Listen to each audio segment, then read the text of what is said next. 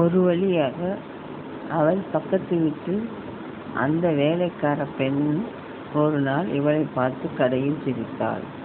அவளும், நீங்கள் எங்கள் பக்கத்து வீட்டு வேலை பார்க்கிறீர்களா என்று கேட்டாள். ஆமாம் என்று அந்த பெண்ணே அவர்கள் வீட்டு கடையெல்லாம் ஒப்பித்தாள். ஆமாம், உங்கள் வீட்டு பக்கத்து வீட்டில் நான் இருக்கிறேன். அங்கு வேலை பார்க்க அப்பப்போ வருவேன். அங்கு ஒரு 2 ஆண் பெண் குழந்தைகளும் ஒரு தம்பதிகளும் இருக்கின்றனர் என்று அவள் சொன்னாள்.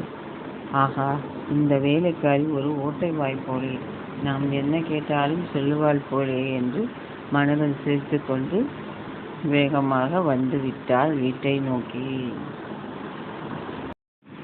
அன்று காலையில் பிரீத்தி வேகமாக கணவன் சமையல் சாப்பாடு சேர்ப்பானே என்று சமையலை வேகமாக செய்து கொண்டிருந்தாள். கீழே கத்தி கிடந்ததை அவள் பார்க்கவில்லை, காய் வெட்டிவிட்டு. உடனே அங்கிருந்து வந்த அவள் கணவன், இப்படி கத்தியை கொஞ்சம் கூட கவனம் இல்லாமல் கீழே போட்டிருக்கிறாயே, நீ எல்லாம் ஒரு மனுஷியா என்று அவளை கண்டபடி திட்டினார். வேலையில் இருந்தவர்களுக்கெல்லாம் அவன் வைவது காலில் விழுந்தது. இவளுக்கோ அழுகை போத்தி கொண்டு வந்தது.